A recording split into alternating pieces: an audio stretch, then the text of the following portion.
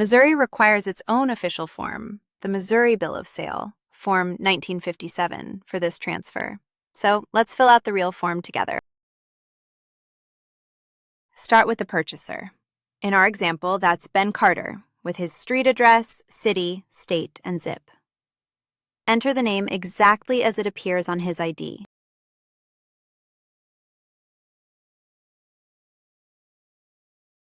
Then the seller, Anna Baker, filled in the same way. A quick habit: don't leave a line blank. If something doesn't apply, write N.A.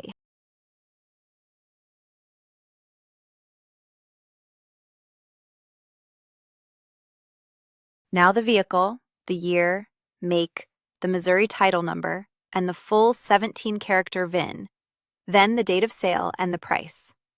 Write the real price. Understating it to shave sales tax can come back as back taxes.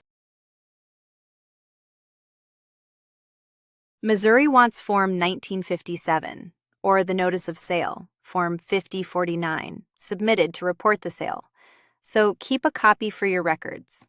And note, this bill of sale only needs to be notarized for major component parts of a rebuilt vehicle, or when the department specifically asks for it. This is general information, not legal or tax advice.